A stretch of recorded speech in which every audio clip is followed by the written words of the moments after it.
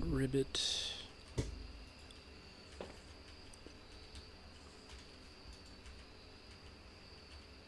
Weird glitch.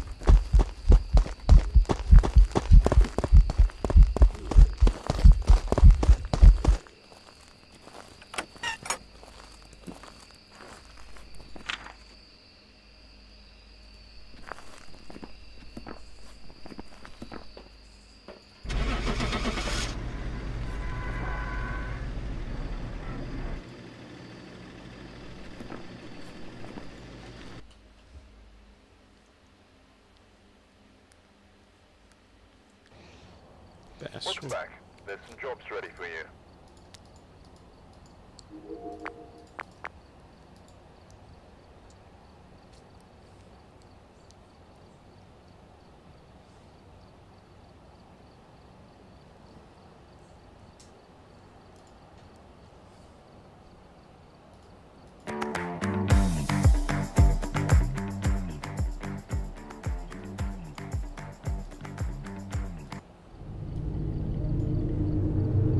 This is Jimmy.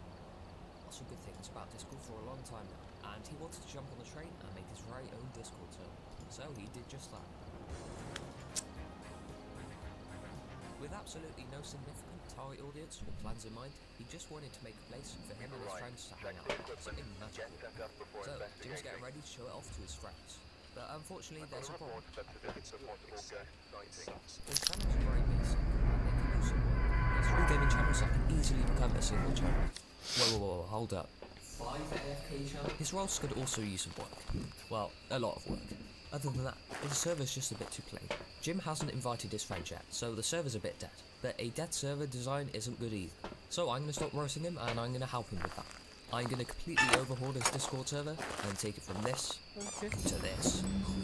If you are ready, let the overhaul commence.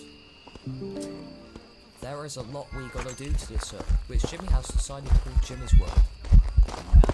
So where do we start? The channels? Perfect! Wait, before we start, the first thing we have to do is set default notifications to all the mentions. Not just for a visual reason, but for everyone's sanity. I understand that this may not be so annoying in a tiny server, but if that server ever gets big, it's easy to forget about this setting. Anyway, you gotta make this server look good and well presented, and the channels are the first place anyone is gonna look. So it's quite important to get those right. Now, Jimmy has actually done something wonderful. He has managed to use categories well, for the most part anyway, and he has tried to separate them clearly with some lines. Or should I say, too many lines. I actually cannot read the general channels category because it just gets cut off. While it's definitely great that he attempted, I think they'd look better if they were kept short and sweet. So I renamed general channels to chat, because general channels sounds a bit boring. Onto the AFK category. Not sure why it's there. Who needs multiple AFK rooms? So what can we do with them? Absolutely, we delete them, along with a category. It's too much clutter and it's just unnecessary. I do keep one AFK channel though. One is the rotted mount, I'd say. Now if you remember, Jimmy said he wanted, and I quote, something magical. At the moment, I'm not getting a single spark of magic from this server. So while we're working on channels, let's see how we can make them fit the magical theme. Okay, so when I think of magic, I don't think of top hats and white rabbits. Rather something out of this world. Something that gives off space vibes. For the channels, I use some emojis along with special characters, with the intent of not just making them look good, but also to emphasize the theme of the server. The special characters add space into the channels, and break them up into their icon and name. This is a trick I've been using for a very long time, and if you want to know more about that, check out my short but packed guide. Check out my short but packed guide on improving your Discord server. But maybe open it in a new tab before you click into this video. There's a lot we gotta go over still. I then cleaned up the channel list by shortening any unnecessary merging the 3 gaming channels into a single gaming channel, and merging songs and videos into media. If you have have too many channels on your server, look for any that are very similar to each other and see if you can merge them. Less channels is better, but you do not need to sacrifice the amount of channels on your server. You just simply need to merge them into one. So you have the same amount of content, but just less clutter, basically. I actually remember a while back when I had a lot of channels in my server. Some would argue I still do. So often I got a lot of comments saying, why are there so many channels in this server? But since I merged ones like songs, videos, intermedia, and roles, rules, and so many information channels into one information channel, since I've done that, I can't recall about some of my better products. So while I have the same amount of content in my server, it just looks like this. Now back on the gym server. Going back to the magical themes today, I thought it'd be nice to make a place feel and sound like cool places. Rather than having chat and voice chat like most servers, I tried to spice it up and making them unique to Jimmy's world. So I came up with planets. Now we finish with the channels.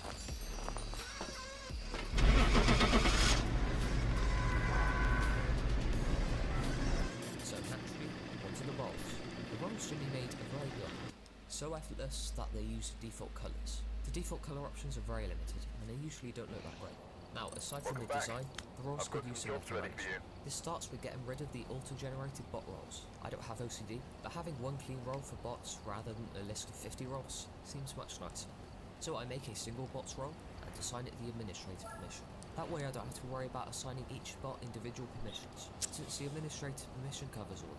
Now, some of you may be asking, how do we remove those boring bot roles? Well, sometimes sacrifices have to be made.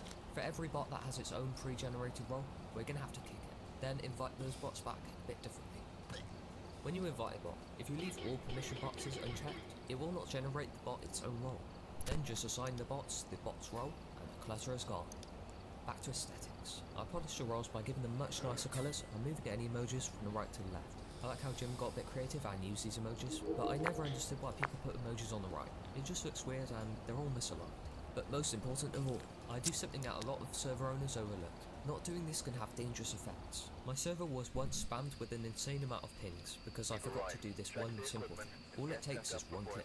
When you make a role that's purely for cosmetic reasons, like the gender self role, make sure you always head into the permissions tab of that role and click the clear permissions button. If you're not on desktop, then you might have to click each individual button to turn them all the permissions off. This ensures that members don't accidentally get extra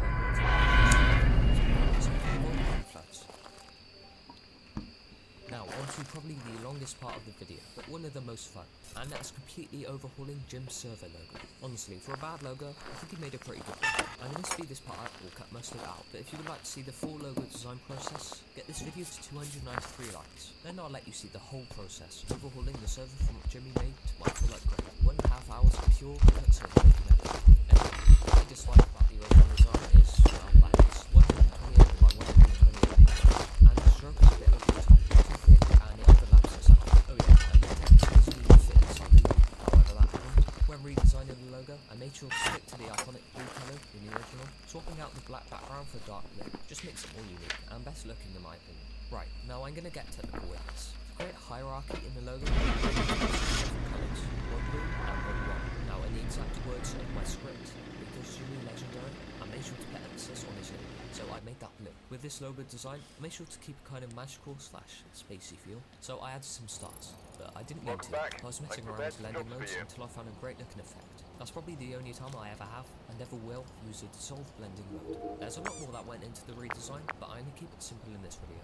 Sticking with beautiful artwork. Next up is not something to redesign, rather something Jim didn't make. But that's because it's for serious server makers who want to make a beautiful server. And trust me, if you are one of these people, you must include these. Headers. I made a whole video on these some time ago, but here's a summary to save you from opening too many tabs. Headers are one of the best ways to step up the visuals in your server, and you can get very creative with them. But they're not just for looks, they also help divide an info channel into multiple sections. They're easy to make, if you know how to make them. If you want to know how, then you're gonna have to open another tab. With the logo design, I stuck to the blue colour scheme, and I like to keep that theme consistent throughout the server. So with these headers, I made these subtext white, and my subtext in the smaller text is just white. And the main text, this blue text will change depending on the channel, or what info will be in the header. So if I put information about roles, I make a header called Jimmy's Role Rules.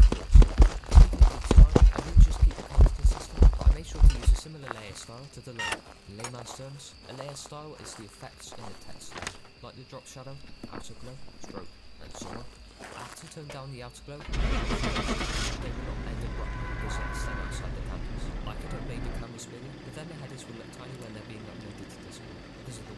size when being uploaded.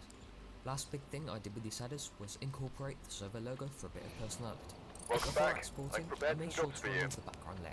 I had that there just to see what it would look like on Discord, but if you keep the background there and then someone is viewing the channel unlikely, it won't look too good. Then I spent about 3 hours trying to get the glowing of the text to fit in the composition. Welcome back. And that's it for the header I've design. got some Now I'm jobs just ready going to for throw you. in a tip if you were using Photoshop and you're making headers, to get rid of all the transparent pixels in your canvas. I don't know if I have the original comment, but if I do, I'm going to put it on the screen right now. So I'm going to show me the tip. You can go to image and then trim and then follow the settings on my screen and it will remove all the transparent pixels. So you don't have to worry about the drop shadow getting cut off. Photoshop will work that out for you and adjust it so it's cropped around the drop shadow, so nothing gets cut off. Anyway, that's it for the header design. To watch part 2, click the end card now.